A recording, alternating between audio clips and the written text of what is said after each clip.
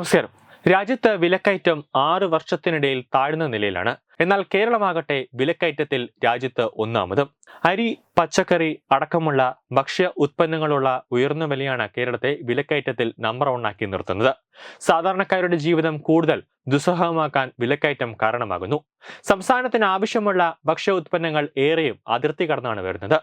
വാഹന വാടക, ഇന്ധനവില, കയറ്റിറക്ക് കൂലി എല്ലാം കേരളത്തിൽ ഉയർന്നതാണ് നിൽക്കുന്നത്.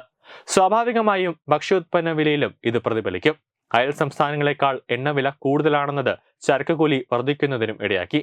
ഒന്നാം പിണറായി സർക്കാരിന്റെ കാലത്ത് പച്ചക്കറി ഉൽപാദനത്തിൽ വലിയ നേട്ടം കൈവരിക്കാൻ സാധിച്ചിരുന്നു. എന്നാൽ ഇപ്പോൾ സ്ഥിതി മാറി.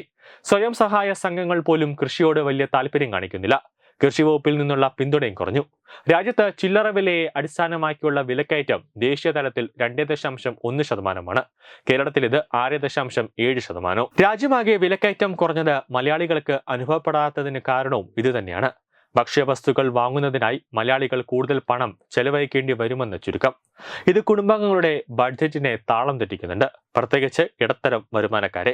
മലയാളികൾക്കിടയിൽ സാമ്പത്തിക അസമത്വം കൂടുന്നതിനും ഈ വിലക്കയറ്റം വഴിയൊരുക്കുന്നുണ്ട്. സാമ്പത്തികമായി പിന്നോക്കാവസ്ഥയിലുള്ളവർക്കാണ് വിലക്കയറ്റം കൂടുതൽ ആക്കം സൃഷ്ടിക്കുന്നത്. കൺസ്യൂമർ പ്രൈസ് ഇൻഡെക്സ് തയ്യാറാക്കൽ അടിസ്ഥാനമാക്കി പറയുന്നത് ആഹാരപാനീയങ്ങൾ, ഭവന വാടക നിരക്ക്, യാത്രാ ചെലവ്, വൈദ്യുതി ചാർജ് എന്നിവയെല്ലാമാണ്. ഈ നിരക്കുകളെല്ലാം കേരളത്തിൽ കൂടുതലാണ്. അതിനാൽ വിലക്കയറ്റവും ഉയർന്നു തന്നെ നിൽക്കുന്നു. പണപ്പെരുപ്പത്തിന്റെ കാര്യത്തിൽ കേരളത്തിൽ മുന്നിലുള്ളത് ഗ്രാമീണ മേഖലയാണ്. കേന്ദ്ര സ്റ്റാറ്റിക്സ് മന്ത്രാലയത്തിന്റെ കണക്ക് പ്രകാരം ഗ്രാമങ്ങളിൽ മെയ് മാസത്തിൽ 6.88% പണപ്പെരുപ്പ്. ജൂണിൽ 7.31% ഉയർന്നു. നഗരങ്ങളിൽ 5.65% നിന്ന് 5.69% വർദ്ധിച്ചു. പണപ്പെരുപ്പിലുണ്ടായ കുറവ് ബാങ്ക് പലിശ നിരക്ക് കുറയ്ക്കാൻ റിസർവ് ബാങ്കിനെ പ്രേരിപ്പിച്ചേക്കും. ഒക്ടോബറിൽ പണനയത്തിലായിരിക്കും ഈ സംബന്ധിച്ചൊരു പ്രഖ്യാപനമുണ്ടാകുക.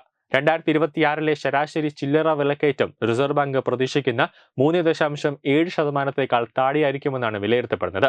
25 ബേസിസ് പോയിന്റുകൾ കുറയ്ക്കാൻ റിസർവ് ബാങ്ക് തയ്യാറായിരിക്കും. ഭക്ഷ്യവസ്തുക്കളുടെ വില കഴിഞ്ഞ വർഷത്തെ അപേക്ഷിച്ച് വലിയ തോതിൽ കുറഞ്ഞിട്ടുണ്ട്. 2025 ജൂണിനെ അപേക്ഷിച്ച് 1.6%-ആയാണ് കുറഞ്ഞത്. പച്ചക്കറി, മാംസം, ധാന്യങ്ങൾ എന്നിവയുടെ വിലയിലുണ്ടായ കുറവാണ് കാരണം. ന്യൂസ് ഡെസ്ക് തത്വമൈ TV.